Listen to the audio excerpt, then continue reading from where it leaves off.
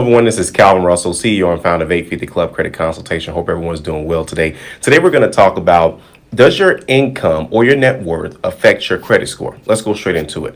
So the answer is, it depends. Okay. So like many other things, it does not affect your credit directly. Like, for example, when you are filling out an application and they ask for your income or your net income or even your gross income. Just by the way, most of the time they're asking for your income. They're usually asking about your gross income. Why is that when that's really not the amount that you're getting? Because you got taxes and all this other stuff being taken out, health insurance, child support potentially. Essentially, they would just want to have an idea of what you're making. Okay, but that does not necessarily affect the score. So, for example, it affects the approval, but it does not affect the score. So, for example, if you make, let's say, I don't know, $50,000 a year, your score wouldn't be fluctuated any more than you making $100,000 a year. Does that make sense? So that means that making more or less income, there is no certain amount of income or an income in general. Income is not considered when factoring in the actual credit score as provided by Vantage Score and FICO. Okay. Now it may, affect your overall financial picture. Some of you all may have, it's a lot of financial apps out there. And depending on how much information you give these financial apps, then that will, of course, determine your entire financial picture. For example, it'll say, hey, this is your score. And it says, hey, this is how much income has come in. This is your expenses. And you're headed down the wrong path. OK, so something like that. But keep in mind, income does determine, I won't say determine, but income can make things it can make things difficult, or it can make things easy. That's the easiest way to put this. For example, it's not necessarily the amount of money, as we talked about. It's not about how much money you keep. I'm sorry, it's not about how much money you make. It's about how much you keep, right?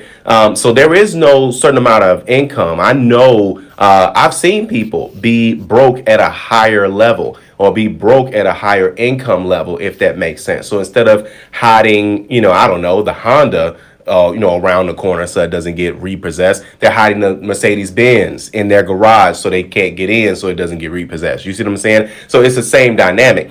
It's more so how you are managing your money, as we know, right? So, for example, if you have a certain lifestyle that you live and your money's always tight, making more income, unless you change your habits, won't change much because that's what you're used to doing. You're used to going out to eat. You're used to getting your nails done. You're used to getting your hair cut. You're used to doing certain things. And I'm not saying that you shouldn't do certain things, right? You guys know this channel. We more so kind of focus on credit. We're going to start going into a little bit more personal finance as well, too. And you guys will be hearing from some other people as well. So stay tuned.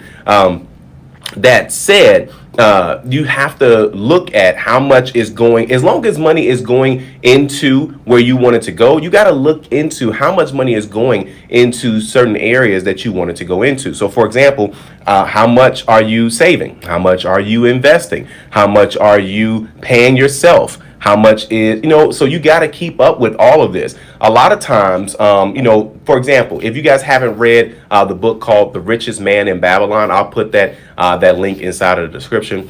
But if you haven't read that book, you most definitely want to grab that book as soon as you can, because The Richest Man in Babylon talks about, a lot of these principles, that was even back in the day, right? And things that we don't do today, like pay ourselves first. Right? A part of all you earn is yours to keep. That's a quote from the book. And that's a part of whatever you earn is yours to keep because you earned it. A lot of times we, pay everyone else first and then we have whatever's left. Now I know what you're thinking. Well, Calvin, I want to go buy XYZ. So you're saying go buy XYZ to take care of myself. What about all the rest of the bills? That's not what I'm saying. I'm saying have an allocated amount that you deserve to have, that you can afford to have without affecting your other bills, and make sure that you get paid first. It feels different. It feels better. Don't get me wrong. I love paying bills. Here's why. You have to change your mindset. Number one, bills aren't going anywhere, right? So you can pay them in advance. Some bills you can just have it where it goes into an account. You have it on auto pay. You never even look at it, right? But I love paying bills. And the reason why I say that, is crazy as it sounds, is because I'm reducing my liability. The faster you pay your bills off, the faster you're going to be able to do whatever you want to with your money. And that means investing. That means going into savings. And those are the things that you want to put in place, right? Those are the things that you want to make sure that you're saying, you know what? I'm going to make sure that these things are taken care of after I pay myself, and I know what I can pay myself because these are the same bills. And then this is when you take a deep dive into your income and say, listen, if I made X amount of dollars more, then I'm going to have this extra income go to whatever you want it to go to.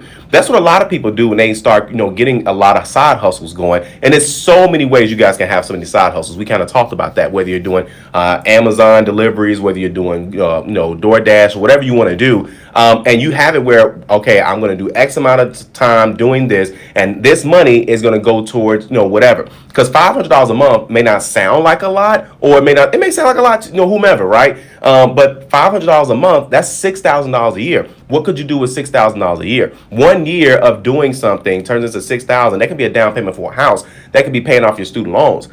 So, there's a lot of things you can do. But the short version is your income. Okay, it does not have a direct reflection on your credit score, but it determines how things will be, obviously, right? Because if the savings is low, then that means that you're going to be in a situation. You don't want to put yourself in this situation, obviously, but if something does happen and you're not prepared for that situation because your savings is not where it needs to be because you keep spending all your money, then that plays a role, right? But if you have extra money left over and you decide to, okay, I'm going to put a certain amount of my savings. I'm going to put a certain amount that I'm going to invest in, right? And so I'm going to put this towards my dreams, my goals. And then those envelopes essentially start to grow. By the way, that's one of the things that we learned from Dave Ramsey is the envelope system. And the basics is this. You look at all your bills, and then, of course, you make sure that when you get paid that everything goes into that envelope. But then you also create other envelopes, savings, investing, your personal dreams, goals, leisure, whatever you want to call it. It's your envelopes, right? But that way you have an idea of what, your money is, what your money's going to be doing,